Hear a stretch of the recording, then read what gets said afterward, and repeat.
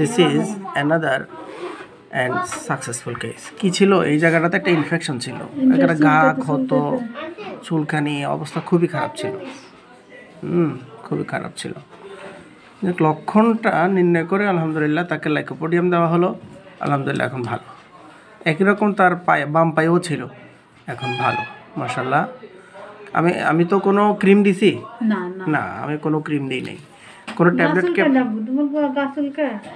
না। এদিক তাকাও, এদিক তাকাও, সবাই উদ্দেশ্য বলো, সবাই, অনেকে তোমাকে দেখতেছে। তো এখন আর চুলকায়, কোনো ব্যথা ট্যাথা করে? মোটামুটি মুখ দিয়ে বলো, তুমি সুস্থ আছো?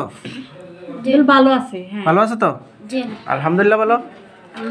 আলহামদুলিল্লাহ, ঠিক আছে। ওকে, সুন্দর করে বলো, কথা কইতে জানো না। তাহলে এখন আমরা তাকে কি দিব?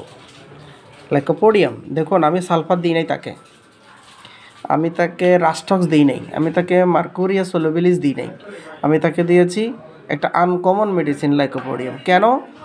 আসলে আমাদের কথা একটাই যে রোগ গদবাধা চিকিৎসা নাই। লাইকোপোডিয়াম একটা ক্লাবেটাম উদ্ভিদ মেডিসিন, কিন্তু ব্যাপার হলো এর লক্ষণ মিলে গেছে। কি? Desire for sweet, warm food and constipation, lean thin emaciated এবং অবস্টিনেট, একটু জিদি টাইপের, কথা কম, সেটা যেটা বলবে সেটা, ডিক্টেটোরিয়াল অ্যাটিটিউড, ডগম্যাটিক। না কি লই দিতে, কোনটা লই দিব, আমি বাপে টাকা দিছি কি লই দিও। মানে যেটা বলবে সেটা।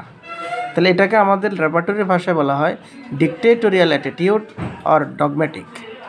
তাহলে এই যে একটা লক্ষণ, একটা মানসিক লক্ষণ, যে কত বড় দামি লক্ষণ হোমিওপ্যাথি ডক্টরের জন্য, যার জাজ্জল্য প্রমাণ আমার এই ছোট রুগী জাহিদুল ইসলাম, বয়স হলো তার 9 বছর চলছে। তাহলে আমাদেরকে গদবাধা চিকিৎসার জেলখানা থেকে বেরিয়ে আসতে হবে। যারা নাকি সারা দেশে চুলকানির রোগী পাইলেই সালফার দিয়ে বসেন, ভুল। যারা নাকি গা ক্ষত, ইনফেকশন দেখলেই মার্কুরিয়াস সোলোবিলিস দিয়ে বসেন, ভুল। মার্কুরিয়াস যদি ফেল করে চট করে আপনারা সিফিলিনাম দিয়ে বসেন, সেটাও আবার চিকিৎসা, ভুল। ভুল কেন? এই ছেলেটির মার্কুরিয়াস সোলোবিলিসের তেমন কোনো লক্ষণ ছিল না, ওর লক্ষণগুলো সালফারেরও ছিল না, সিফিলিনামেরও তেমন কোনো লক্ষণ ছিল না। তাহলে এই যে আমার আগের প্রেসক্রিপশনটাও বাসায় রেখে আসছে, আনতে পারে নাই, তো এই দেখি ওই প্রেসক্রিপশনটা বাইর করেছে। হ্যাঁ, না ওর আগেরটা মোবাইলে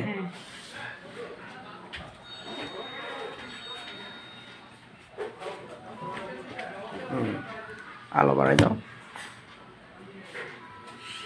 এই যে এটা হলো তার আগের প্রেসক্রিপশন, মোবাইলে পাঠিয়েছে, এই মুহূর্তে আনতে ভুলে গেছে। দেখুন, এই যে আমি লক্ষণগুলো নিয়েছিলাম। অ্যাভারেসি টেন্ডেন্সি একটা ছিল। অ্যাভারেসি টেন্ডেন্সি বলতে মানে সে দিতে চায় না কাউকে, চট করে যে দিয়ে দিবে চাইলে, বা নিজে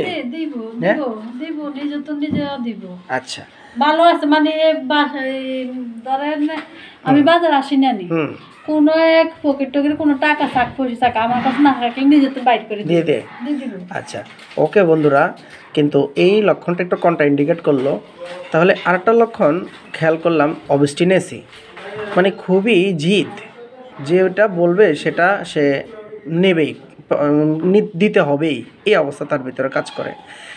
তারপর তার ভিতরে কাজ করে হলো আপনার কি বলে, লিনথিন ইমাসিয়েটেড, এটা হলো মেকআপ অব দ্য বডি, এবং desire for sweet and worm food, একটু কুসুম গরম খাবার সে খেতে পছন্দ করে। এই কথাটা কিন্তু বলছিলেন একটু জোরালো। এই যে দেখুন, এই জোরালো লক্ষণ, এই জোরালো লক্ষণগুলো আপনাকে ওষুধ সিলেকশন করতে সহযোগিতা করবে এবং সঠিকভাবে আপনি রোগীর উপর ফেলতে পারবেন। রোগটা আল্লাহর রহমতে ওষুধের ক্রিয়ায় আল্লাহর দয়াটা সেরে যাবে। তাহলে যার জন্য প্রমাণ আমার এই পেশেন্ট। আপনারা যারা নাকি হোমিওপ্যাথি ডাক্তারি করেন, একটু সময় নিয়ে রোগীকে দেখবেন, লক্ষণগুলো বিশ্লেষণ করবেন। বেশি রোগী ধরার জন্য বেশি টাকা আর্ন করার জন্য চট করে মনে যা চায় তা চিকিৎসা করে রোগী বিদায় করে দেবেন না। এটা প্লিজ এই কাজটা আপনারা করবেন না। একটু ঠিকঠাক মতো মাথা ঠান্ডা রেখে সময় নিয়ে লক্ষণগুলো কালেকশন করবেন এবং পার্থক্য নির্ণয় করবেন। এতে করে হোমিওপ্যাথিরও সুনাম হবে, আপনার চেম্বারও সুনাম হবে, রোগীরাও সঠিক সেবা পাবে, দোয়া পাবেন আপনারা। ধন্যবাদ সবাইকে। এখন আমি কি দিব? দ্বিতীয় প্রেসক্রিপশন একেবারে লাখ টাকার একটা প্রশ্ন, যেটা আমার স্যার রবিন বর্মন স্যার বলেন, যেহেতু লাইকোপোডিয়াম কাজ করছে, আমি ওই প্রেসক্রিপশনে 1 2 দিয়েছিলাম, এখন সেকেন্ড প্রেসক্রিপশনে লাইকোপোডিয়াম ক্লাবেটাম 3 4 আমি আবার তার জন্য প্রেসক্রিপশন করলাম। Thank you very much everybody.